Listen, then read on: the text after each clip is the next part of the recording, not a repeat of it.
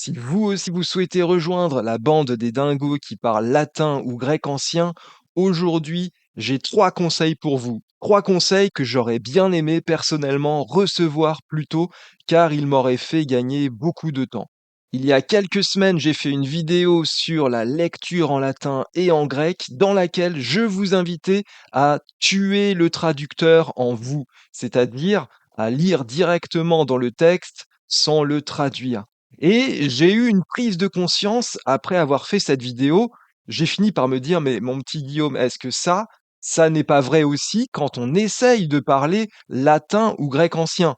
Et c'est d'ailleurs quelque chose que j'ai expérimenté récemment avec les langues vivantes, parce que depuis peu, je donne des cours de latin aussi en anglais et je me suis rendu compte qu'il était plus simple d'élaborer ces phrases directement dans cette langue, d'où mon premier conseil: efforcez-vous de parler directement dans la langue que vous voulez parler, c'est-à-dire soit le latin, soit le grec. Trop souvent, qu'est-ce qui se passe, même inconsciemment? Nous élaborons des phrases dans notre tête en français, et puis nous essayons ensuite de les traduire dans la langue cible, dans la langue que nous voulons pratiquer. Et ça, c'est pire que tout parce que ça nous crée un goulot d'étranglement cérébral. C'est-à-dire que notre cerveau doit fonctionner dans 2 langues à la fois. C'est quand même pas le plus évident, vous en conviendrez. Et cette démarche, elle est encore plus admise en latin ou en grec, où vraiment la traduction, vous l'aurez remarqué, domine absolument tout. Il y a quelques années, j'enseignais le latin au lycée. Et un jour, j'ai un parent d'élève qui vient me voir pour son fils, et il se trouve que ce père d'élève faisait partie de la catégorie que nous, les profs, nous crayons le plus, c'est-à-dire qu'il s'agissait d'un autre prof, et en plus d'un prof de latin. Alors souvent, les profs sont moins à l'aise quand ils sont amenés à rencontrer un parent qui est aussi prof de son métier, parce qu'on se dit, plus ou moins consciemment, il va mettre le nez dans mes petites pratiques, il va avoir un œil très affûté sur ces dernières, et donc on est quand même dans ses petits souliers. Et cette année-là, il se trouve que c'était celle où, pour la première fois, j'enseignais le latin avec la méthode Horberg. Et donc ce père d'élève, qui était aussi un collègue prof de latin, vient me voir et me dit: «Oui, vous parlez latin pendant le cours, donc en fait, ce que vous faites, c'est du thème». Donc vous voyez, ce collègue, prof de latin en collège, l'idée qu'il se faisait de parler latin, c'était quoi? C'était d'imaginer une phrase en français dans sa tête et de faire le thème latin, c'est-à-dire de traduire cette phrase en latin. Mais non, c'est pas du tout comme ça que ça fonctionne. Et quand vous fonctionnez comme ça, vous vous mettez des bâtons dans les roues parce que votre cerveau n'est pas fait pour manipuler 2 langues à la fois. Donc efforcez-vous vraiment de parler directement dans la langue que vous voulez pratiquer. Et en fait, c'est vrai qu'au début, élaborer ces phrases directement dans la langue cible, ça demande un effort. C'est même le plus gros effort que ça demande de s'abstenir d'élaborer ces phrases en français.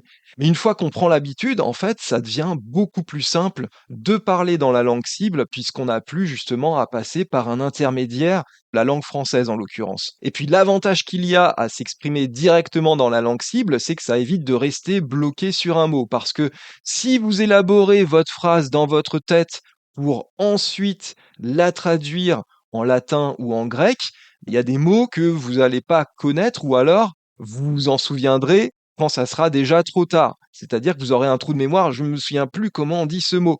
Tandis que si vous partez sans phrase préconçue directement dans la langue cible, vous allez vous débrouiller avec ce que vous avez en stock. Il y a toujours plusieurs manières de dire une même chose.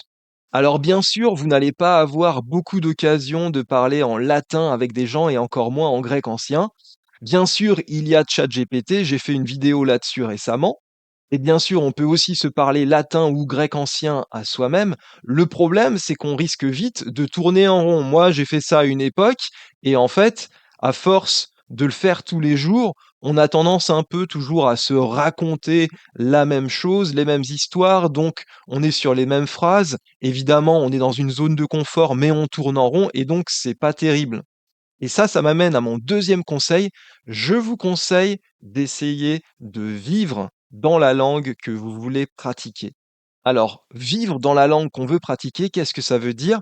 Ça veut dire tout simplement que tout au long de la journée, on a tendance à se parler à soi-même spontanément, à monologuer avec soi-même. Et ce monologue intérieur, il se nourrit de quoi? Il se nourrit des situations que nous rencontrons. Donc, l'idée pour vivre dans la langue que vous voulez pratiquer, le latin ou le grec ancien en l'occurrence, vous pouvez très bien essayer de faire ce monologue directement dans la langue cible. L'avantage que ça va avoir, c'est que notre petite vie quotidienne va devenir une source d'inspiration continue pour alimenter ce discours de manière variée. Et le deuxième avantage qui est certain, c'est que vous n'avez pas à vous arrêter dans votre journée en vous disant bah là c'est l'heure de parler latin ou l'heure de parler grec, mais vous pouvez le faire tout en menant à bien vos tâches habituelles. Récemment, je me suis fixé une ligne de conduite que je vais d'ailleurs peut-être pas tenir très longtemps encore, mais avant 7 heures du matin, je m'efforce de monologuer en grec ancien. De 7 heures à midi, j'essaie de le faire en anglais. De midi à 7 heures du soir, j'essaie de le faire en espagnol. Et après 7 heures du soir, en latin. Donc vous pouvez partout parler latin ou parler grec. Dans le bus, parler latin. En sortant votre chien, parler grec ancien. Et évidemment, pour éviter de passer pour un dingue, vous avez l'accessoire indispensable. Vous parlez à votre téléphone comme ça, et les gens n'y verront que du feu. Vous aurez l'air à peu près, j'ai bien dit à peu près, normal. L'intérêt aussi de monologuer tout au long de la journée dans la langue que vous voulez pratiquer, c'est qu'évidemment, vous habituez votre cerveau à pratiquer cette langue, à tel point d'ailleurs que ça peut être dur après de passer à une autre langue. L'autre jour, j'avais un cours de latin en ligne demandé par un certain John qui habite aux États-Unis. Je me suis dit, Guillaume, si tu veux être au point, là, il va falloir que tu baragouines un petit peu en anglais tout au long de la journée. Donc c'est ce que je fais, voilà, bien appliqué, je me parle à moi-même en anglais, etc., tout en faisant mes tâches habituelles. Arrive l'heure du cours, je m'assois face à ma caméra, le John en question apparaît à l'écran, et là j'ai à peine le temps de lui dire bonjour en anglais qui me dit non, non, moi je veux faire le cours tout en latin. Et là je peux vous dire que j'ai quand même eu entre 30 secondes et 1 minute de flottement pour repasser sur du latin après m'être consciencieusement entraîné à parler anglais pendant toute la journée. Troisième conseil, exposez-vous à beaucoup de discours adaptés à votre niveau dans la langue que vous souhaitez pratiquer. Lisez, écoutez des podcasts, regardez des vidéos dans la langue que vous souhaitez pratiquer. Plus vous vous exposerez à cette langue, plus elle vous deviendra naturelle. Et ça, on le voit très bien de nos jours si on fait la rétro-ingénierie de l'intelligence artificielle. Comment on apprend à l'intelligence artificielle à faire quelque chose? On la nourrit d'un maximum de données, le plus qualitatif possible évidemment, de manière à ce qu'elle apprenne. Et pourquoi je vous parle de l'intelligence artificielle? Parce que l'intelligence artificielle, elle essaye d'imiter le fonctionnement de l'intelligence humaine. Y arrive-t-il parfaitement? C'est pas le débat dans cette vidéo, mais disons que plus vous recevrez des discours dans la langue que vous souhaitez pratiquer, et plus cette langue, évidemment, vous deviendra familière, et plus il vous sera facile de vous exprimer dans cette langue. Et c'est pour cette raison que si vous êtes totalement débutant en latin, je vous recommande vivement mon programme gratuit. Lisez dès aujourd'hui vos 7 premières pages de latin. Dès aujourd'hui, je vous envoie dans votre boîte mail tout ce dont vous avez besoin pour lire et comprendre ces 7 premières pages de latin. C'est un programme gratuit auquel vous pouvez vous inscrire en cliquant sur le lien dans la description de cette vidéo. Comme fond d'écran pour aujourd'hui, j'ai choisi Zoetes Helados, donc un livre assez récent de Mario Diaz Avila. Et ce livre, c'est une anthologie de textes grecs. Vous avez du Lysias, vous avez du Platon, du Pausanias, tout cela agrémenté d'illustrations et de petites notes en marge qui vous aident à bien comprendre le texte. Il s'agit de notes en grec.